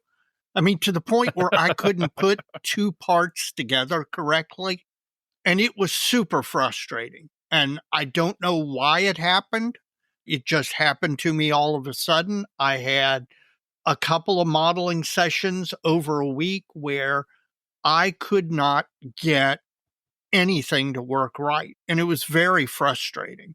And luckily, I've got some good modeling friends, Jim Bates, Steve Hustad, who worked to talk me through the problem. And what really seems to have fixed it for me was an attitude adjustment in my own attitude. Don't put pressure on yourself to model, and don't put pressure on yourself when modeling. Combined with a trip to the Cincinnati show where I got to hang out with good modeling friends, I got to see some incredible models, got to talk with a lot of listeners and a lot of friends, and I got fired up. And with my attitude adjusted and some Mojo juice in the tank, I was able to come back and start modeling again and not feel like I was all thumbs. And so I've been making progress on the F6F, which was supposed to be done when my wife and daughter were out of town. There's a story behind all that I will post at some point on the dojo, but it's coming along. You did pretty good, though. I did. And it's not, I mean, it's going to get there soon. It's going to be a this year completion. In addition, I've started back with work on the SAM, which is 95% done. I'm in the oil weathering stage. And even then, I'm on the oil weathering stage on the bottom of the aircraft. Then it's a matter of some other things, some chipping and stuff like that. And then that will be done. We got to get it done because you've talked about that like the last 3 Benchtop halftime reports. Yeah, I know.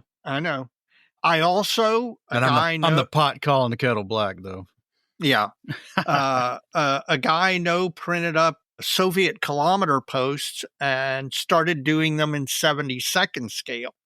And he was kind enough to give me one. And I painted it up so that I can put it with my BT7 kit when I finish it. And man, I'm telling you what, I think I like it better in 70-second scale than 35th. It's because you can use it. Well, that too, but it looks really good. It really looks good. So I'll post a picture on the dojo, and then that's going to be part of my impetus to get the BT7 done. Well, you're getting out of your funk. Kind of gets back to our interview. Yes. One of his main themes of what he's doing is shedding obligations because it's a joy killer. Yes. Yep. So yeah, you don't want your modeling to turn into an obligation, and that really can be a joy. I do think that he had 2 points that I really liked. One, completion of the model for him, not necessary for him to get the joy out of what he was doing. And I think that's a great attitude. And B, taking those models that are sitting around that are half built that you know that you're not going to get back to, or you've done what you wanted to do with it and get rid of it. I do think that lifts a burden off a modeler because the shelf of doom can become a burden. And I like both of those attitudes that he mentioned. You've got a bench. I do. It's still back there. And there are things on it, aren't there? Yeah, they hadn't gone anywhere. Okay. Hey, I'm not going to give you too much crap. Listen, I understand life. We all have, not only do we have jobs, we have families, and sometimes those families have needs, and those needs come first.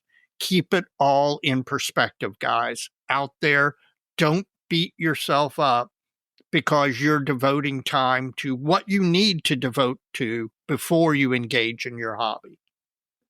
Well, we'll start with the Musaru. Okay. I'd been working through the chassis of that car kit, and I didn't get much further because I was at a paint phase. Mm-hmm. And I get over there, even had paint diluted, and I look over at the tank pressure gauge on my CO2 cylinder. Oh. And it's like 50 PSI. Yeah, that's about when I just vent it off and go get a new one because right, that's when it can just crap out right in the middle of something. So I failed to get that done this week. So I got to remember to do that. I need to disconnect it and go carry it up to the garage so I can take it over to the welding place and get it filled up. And this is the one downside of a tank. There are many upsides to a tank: cost, convenience. I mean, I understand, no need for a water trap and stuff like that. But the one downside is I know when I go over and switch my compressor on, at least for the next 20 years, it's going to kick on, fill the tank, and I'm going to have air. And it always seems inevitable that you're all prepped up for a spray session, and you look down and the tank is dry. Well, I'm kind of in a dilemma because the value proposition is not as attractive as it used to be. Really? The costs have gone up? Yeah, just because all the environmental stuff. It's a 20-pound CO2 refill right now at our place it's north of $100. Wow. So, if I don't do something stupid and leave the valve open overnight, right, which happened about 4 months ago, as long as it stays above 500 psi, you can't really tell how much was vented off. But it gets to a point where it comes down really quick after that. The gauge on the tank pressure gauge, somewhere between 5 and 6 refills on that sucker, and you bought a Silent Air 20A. You bought one of the finest silent compressors you can get for your little workshop space. Yep. And if I was kicking out, a half dozen models a year and was refilling that thing more than once every 3 years. Yep. Yeah, it'd be a no-brainer. Just buy the compressor. But right now, I don't know. Considering that you are going to increase your model output by a factor of 3 over this coming year, you may want to consider that. I'm probably going to refill it one more time because I'm not too keen on going and dropping 6 bills on a Silent Air next week. So maybe Santa will bring you something special for Christmas. Probably not, but maybe 2026 is the year I actually switched my air supply. Hey, air supply. There's a musical reference. Yes, not a very good one. I know.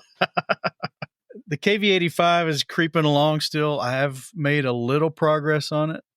Last time I'd put all those fuel cell cleats back on the front edges of the fenders. Right. Well, now I'm actually working on the bracketry because I actually ordered from who makes them, Panzer Art, resin cast fuel cells with the handles are photo etch that go on the end. So they're not bad. There's some funkiness on the end caps on the ends that are going to have to be cleaned up. Yeah. This was a little disappointing. Kind of about 50-50 with Panzer Art. There are a number of manufacturers like that who seem to be hit or miss. And this is true of major manufacturers putting out injection kits all the way down to the little small cottage industries. There's some manufacturers that you can order from and everything's going to be the same level of quality. And then there are those manufacturers where sometimes it's really good and sometimes it's not bad, but not to the same level. And you kind of wonder about that. Yeah, I think the first thing that was amiss was it was easy to fix, but I used their mantlet resin casting and the aluminum barrel for the KV85. Well, the vertical sides of that mantlet are torch cut. They got all the striated lines on the sides. Well, it's completely missing on one side. It was beautifully textured and cast, but it was completely missing on the other side. They didn't put it in the master. Right. You wonder why. Well, wait a minute. You guys did it on one side, so it's there. Did somebody just have a brain fart? Yeah, it's probably. And that's probably the answer. And then once they cast it, they're like, oh, and they decide it's not worth going back and fixing. Now, these fuel cells, the issue with them is the end caps, the end plates on the ends, the round discs on the ends. It's like whatever they made that with cracked. So it's not a flat disc. It's a disc with a split in it. It's got an offset. It's got a step in it now. Oh, and that's in a hard spot to sand out too. So it's hard to sand out because there's a little tiny lip because it's recessed in the end of the fuel cell just a little bit. So, it's those things that maybe these should have been easier than building up the plastic ones, or certainly easier than forming up photo etched ones. And they have work to do still yet on them. Is this another job for the Mike Basquette prosciutto plastic? It's probably too thin for this, but that's a thought. Because I don't know if you saw it, our friend Paul Gloucester gave you credit in the dojo. Yeah, I saw that. Where he has used some of that on his recent IBG Spitfire build. I'm still trying to find a source for that stuff. Yes, and I want you to find it because I want some more. I mean, not that I mind going out and buying prosciutto all the time, but still. Yeah, I'll find it eventually, and I'll probably have to buy 8 miles of it on a roll. That's okay. That's the way it is. Well, other than that, I've been doing a little research on possibly starting that vintage Airfix 17-pound anti-tank gun I bought at the Nationals. There's a photograph from Nijmegen Bridge of one of those guns firing across the river. So, and it's a great photo. It is a great photo, and there's a bicycle and sidewalk sign, road sign. And I got a little help with that on the dojo. I think we got that sorted out. So the folks who helped me out there, appreciate it very much. I want to point out how times have changed. When I knew younger Mike Basket was all about the latest and greatest. In fact, he got the nickname Mr. Guns because of the fact that he was pursuing those cutting-edge Gunsanyo armor kits. And now here we are many years later, and you're turned on by nostalgia builds of old kits and turning them into beautiful, beautiful models. But one to my credit so far. Well, but you'll work on I have no doubt that you'll do that. It'll be gorgeous. But it's funny how things change in that regard. Well, that's what's up on my bench. Hopefully we'll make a little more progress over the weekend. I got not a lot else ahead of me for the weekend, so I think I can do it, man. Well, that's good. So watch the dojo, folks. We'll put something up. Plastic Model Mojo is brought to you by Squadron. Head on over to squadron.com for the latest in kits and accessories, all at a great price and with great service. Squadron, adding to the stash since 1968. This is a Faves and Yawns episode, and there's a lot to choose from. I'll tell you what, since I have a number of them, I'm going to start. Oh, okay. Tamiya has finally announced that they are downscaling their beautiful F-14 kit, and that we are going to get a 72nd scale Tamiya F-14D, and I can't wait to see it. When Tamiya came out with their 48th scale kit, everybody wanted them to scale it down, and for years and years and years they didn't. And I have no idea why now is the time they've decided to do it, but they have. And again, we live in the golden age of modeling. I can't wait to see it. So what's yours? Well, hang on, partner. Okay. Did I not see in one of the photographs you sent from Cincinnati a fine mold 72nd scale F-14? Yes, you did. Now, that was an A model. Okay. That just checking. That I picked. That is a great kit. Don't get me wrong. Those kits are fairly new themselves. And yes, when we get to What Broke Your Wallet in some future episode, that will get a mention. Just checking. All right. This one is of interest. They're not all faves, they're not yawns either, but some modern armor folks will probably like this one. Okay. Hobby Japan in 35th scale, so it's one of the newer plastic kit companies. Well, it's the Swedish Stridsvagn 103, the S-Tank. The S-Tank. So they're doing, I think, a C model. I don't know the differences in the models. Right. But maybe they're doing more than one. Interesting because the Trumpeter did one, but when I look back, when this kit came out to see what was out there, I think that's a really early Trumpeter 35th scale kit. Yes, my recollection is that it is one of the earlier, less successful Trumpeter productions, and so I would suspect, and we would have to talk to the fans of the Swedish S-Tank to know, but I suspect that this will be a welcome addition. What you got next? Okay, I don't have a particular kit. I want to point out a phenomenon on ScaleMates and some related stuff about that. On ScaleMates, a new company to ScaleMates dumped out an entire catalog listing figures, kits, accessories, architectural pieces, all in 72nd scale, although I suspect they also are doing them in other scales because it's 3D print. The company's called EMP 3D. There must have been 100 plus listings on ScaleMates all over the course of a day or two. And this is exactly what makes me anxious about new 3D print companies. They burst on the scene with a huge catalog. Nobody's ever seen the stuff before.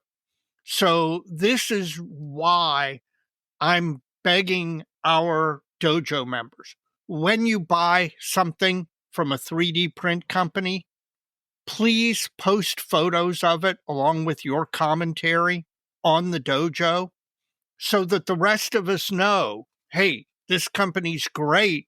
You can buy with confidence. Or I bought from this company and their stuff looks good in the 3D scans, but in what you get, it's not great or not worth it. And this is really brought home to me when a company suddenly bursts on the scene with 200 different items. Well, my next one, I think it's probably a 3D print. I didn't verify. It's from a company called 4-Star Miniatures. Okay. And they are doing, I think, currently in 72nd scale and 48th scale, I believe, the Fat Man atomic bomb and the and the carriage. So if you want to do a B-29 diorama of the Enola Gay or boxcar, well, you got to do Enola Gay. Right. Black Dog does that in resin as well. Okay. In fact, they do both of them, Little Boy and Fat Man. So it's not unique in the market. No. There have been 72nd scale atom bombs before. But yes, I think that's 3D. With the carriage? Yes, with the carriage. What's your next one? Because what would you do if you didn't have the carriage? It would kind of roll around on the table. What's your next one, Dave? My next one is from our friends at Airfix. A couple of years ago, Airfix released the Mosquito, and I think it was the Mark B20, which was a very in-demand mosquito because of the fact that it had the later 2-stage Merlin engines. And there's a whole family of mosquitoes, the later mosquitoes, and Lord knows there were, I forget, like 45 or 50 different marks of mosquito. There are really a bunch of them, and they all have very devoted fans. Well, Airfix released this B Mark 20 or Mark 20B or whatever a couple of years ago, and they've taken advantage of the fact that they have those molds, and they've released a Airfix Mosquito B35.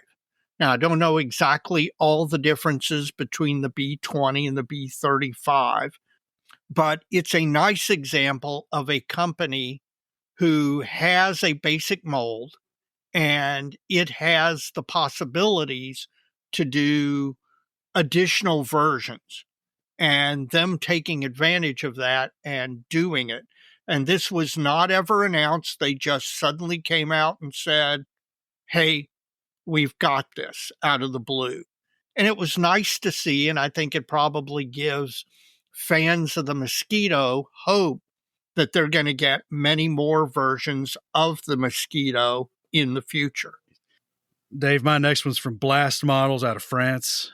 Okay. They've just come out with an H39 interior and a separate engine kit for the Tamiya Hotchkiss H39. Oh, that would be cool. You can do a lot with that. Yeah, that's pretty cool. And because of the big rear turret hatch and the front hatch, and you could really open one up if you wanted to. Yeah. And given that it's such a small tank, I mean, you could make it amazingly open. I've got some of their other French armor things. So they're usually pretty good. Good, there's some quality. They do quality stuff. You got another one? Yes, I do. And this is not at all a new kit. This came out quite a number of years ago, but I'm going to mention it anyway. Great Wall Hobbies did a MiG-29 series. And I recently picked up their MiG-29 SMT, also known as the model 9.19 or 9.17. And I'd never seen one before. I've got other Great Wall Hobby kits. They're very nice. I'd never seen one of these before, but I ordered it kind of on a whim. And I got it. And I will tell you, no bull, this is the most beautiful kit in the box I think I've ever seen. Just absolutely beautiful. Now, I'm going to have to build it. Hopefully things fit together as good as they look together. But, oh my Lord, this thing is engineered to within an inch of its life. It's all done with very complex slide molds. It's just super impressive. And I can tell you that one of the things it's going to make me do is go out and get their other MiG-29 kits, which I need like I need a hole in the head. That's it for me. This one is a fave, and I won't call it a yawn, but it's a caveat folks need to be aware of. The one I like is from Lanmo Models. So they came out with the Soviet BA-64 armored car. Oh, I love that vehicle. A while back. And when they first announced it, I was assuming they were going to pick up the plastic from the Vision Models kit, but it's not. So I'm curious. Lanmo is coming out with the SDKFZ 222, the little four-wheeled reconnaissance car. They're doing one as the first production series version, and they're doing one that I don't know if it's unique to the export, but it's a Chinese one. Oh, from the early part of, well, it's really pre-war, World War 36, anyway. 37. Yeah, but it's got some small differences. But, is this one going to be a new tool 222, or are they going to pick up the old TriStar one and use it? I don't know. It's interesting. Have to see when it comes out. I love what they're doing with these small armored cars, because to me, those are just really, really neat. Well, they're taking the base plastic and they're augmenting it with a bunch of 3D printed engine and interior stuff. So it's pretty cool. Yep. Now, my yawn, it's really not a yawn, but it's something folks be aware of if they're not paying attention. There's a company called Pig Models, and they've done, well, on ScaleMates right now, there's two releases. There's a Soviet PT-3 mine roller. Mm-hmm. The ones that look like a big cluster of I-beam sections welded onto a wheel. Yep. That one, World War II one. Yeah. As a standalone thing, which is new for them, also not unique in the marketplace. There's been others made various ways. But they also kitted one T-34-76 with this PT-3 mine roller, also listed as new tool. But that's not exactly true. Okay. It's just like when they did the big disc mine roller with the Sherman. Yep. The Sherman was the Asuka, and who was the company before them? Tasca.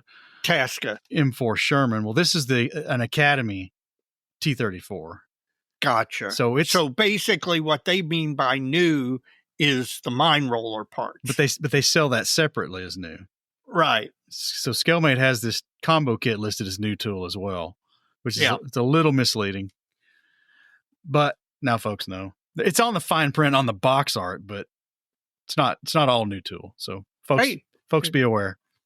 As the old ABC thing used to, or NBC thing used to say, the more you know. That's right. Well, that's all I know for faves and yawns, Dave. All right. Plastic Model Mojo is brought to you by Model Paint Solutions, your source for Harder and Steenbeck airbrushes, David Union power tools, and laboratory-grade mixing, measuring, and storage tools for use with all your model paints, be they acrylic, enamels, or lacquers. Check them out at www.modelpaintsolutions.com. Mike, this is the point in the podcast where we ask everybody who is listening and hasn't rated the podcast on whatever podcast listening app that they're listening on, please rate the podcast, give it the highest rating. It helps drive listeners to us. It drives our visibility. More importantly, if you have a modeling friend that isn't listening to either modeling podcasts at all or Plastic Model Mojo, please recommend us to them. A recommendation from a friend is the best way for us to grow the podcast. And the podcast continues to grow. I've got good news. Mike and I watch those numbers, and we continue to grow, and we are thrilled about that. And it is up to you to help us continue to grow. And once you've rated the podcast, you can check out the other podcasts out in the model sphere by going to www.modelpodcast.com. That's Model Podcast plural. It's a consortium website set up by Stuart Clark of the Scale Model Podcast, and he's up in Canada.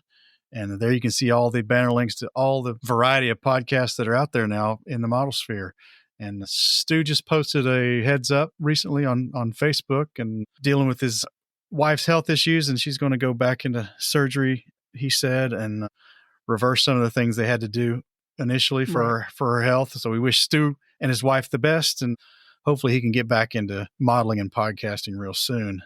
Yeah, and Stu has done a fantastic job of stepping up and helping his wife through this difficult time, and that's behavior you want to see modeled from people who are married. You step up and you help your spouse when they need that help. And also check out all our blog and YouTube friends in the model sphere. We got Stephen Lee, Sprue Pie with Frets, has got a great blog. Yeah, he's been doing some good stuff lately.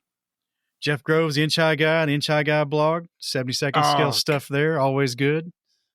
Got to spend a whole bunch of time with him at Cincinnati, and man, it's a joy. And we've got a standing invitation to go up to the Inch High Manor.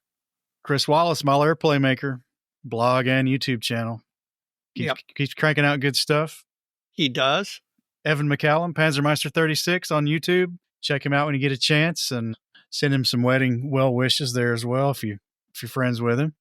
Yep. And finally, our guest tonight, Dr. Paul Budzik, Scale Model Workshop, and hopefully we're going to see a lot more coming from Paul after his retirement starts.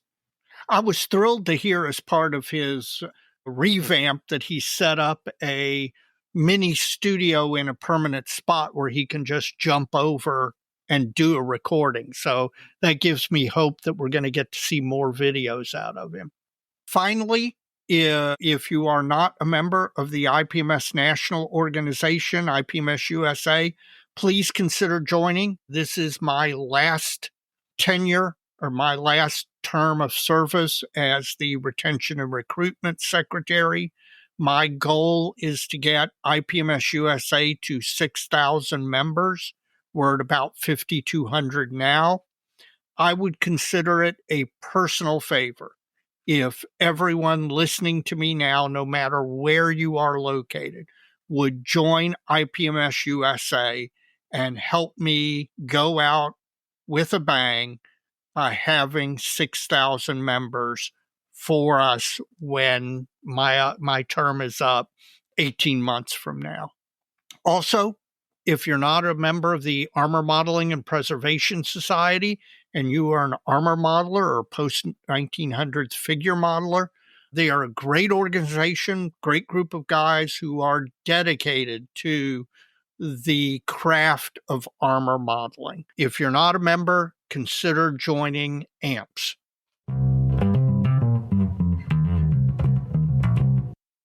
We are almost at the end of the episode, and that means our modeling fluid glasses are probably either empty or pretty close to empty.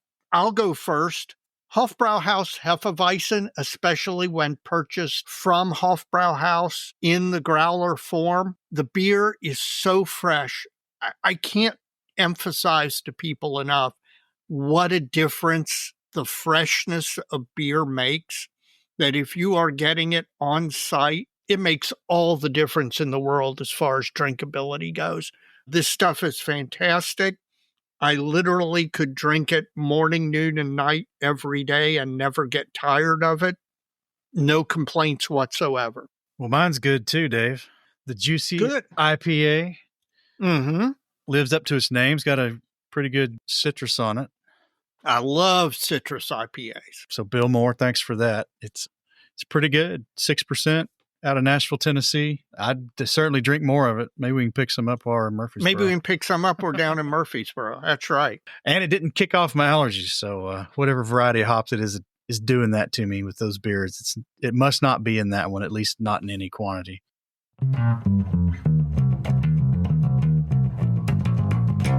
We are now truly at the end of the show.